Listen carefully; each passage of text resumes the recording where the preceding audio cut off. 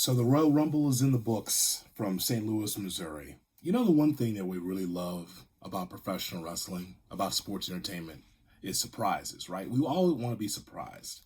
You can go through your Twitter, you go through your Instagram, and the one thing for sure is that people have their theories about major events, AEW, WWE, whatever wrestling show you watch. It's really about surprises. You want to be pleasantly surprised. And so before Royal Rumble in St. Louis, what did we hear? Hey, Shane McMahon's in town. Hey, we understand that Bad Bunny is in town in St. Louis. Hey, Ronda Rousey is around St. Louis as well. And so what'd you think, right, when you heard about those three names? You knew that Shane McMahon was not there just to hang out in the back. You know he's going to be part of the Royal Rumble. You heard that Bad Bunny was around in St. Louis. And you said, Bad Bunny, I guess he's going to be in the Rumble. And also about Ronda Rousey. Do you know Ronda Rousey was a 100-1 favorite to win the Royal Rumble until people found out she actually was in St. Louis? Then she all of a sudden became the favorite. No surprise, because Ronda Rousey wins the Women's Royal Rumble. Okay, so then we go to Roman Reigns against Seth Rollins, a match I talked about on one of our previous YouTube videos. And I said, it's an interesting parallel between these two. Who's the babyface, who's the heel?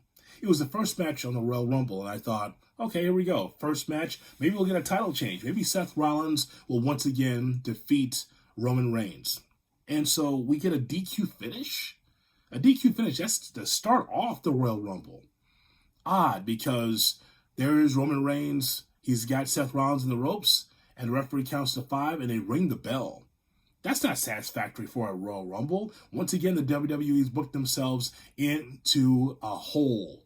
Seth Rollins and Roman Reigns, a DQ finish? Didn't like that. So then we get to Lesnar and Lashley, a big matchup that many want to see. It's the first time ever with these two in the ring. And so out of all the things I talked about, Shane McMahon and Bad Bunny and Ronda Rousey being around, you want a surprise? How about Paul Haymen turning on Brock Lesnar when Roman Reigns interferes in the matchup and he walks to the back with the head of the table, Roman Reigns? That was pretty awesome, right? Quite the turn. Roman Reigns sticks his hands out, and all of a sudden, here is Paul Haymen giving the championship belt to Roman Reigns to hit Brock Lesnar with it, and Lashley is the new WWE heavyweight champion. I love that, because we didn't expect for Paul Haymen to turn on Lesnar. He already turned on Reigns, and now he turns on Lesnar, and he walks the back with Roman Reigns. You see, all the things that we think is going to happen, this whole triangle with Lesnar and what's going on with Roman Reigns and with Paul Heyman's fun. It's a lot of fun to watch, because now we know, as far as the Royal Rumble is concerned, Paul Haymen is back with the head of the table and Roman Reigns.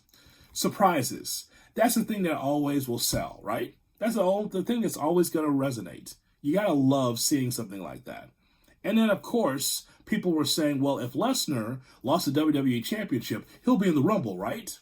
He was in the Rumble, and he won the Royal Rumble, and he's going to take on Roman Reigns at WrestleMania in Dallas, more than likely. So even though we had one big surprise, people were saying, the Royal Rumble was meh, the Royal Rumble was mid.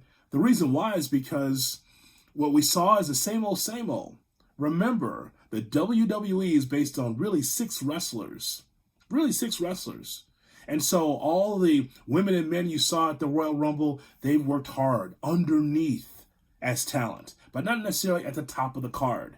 It would have been great to see something new from the Royal Rumble. But keep in mind, who did we see? We saw Lashley, we saw Lesnar, we saw Reigns, we saw Rollins, we saw Charlotte Flair, we saw Ronda Rousey, and that'll do it for the WWE.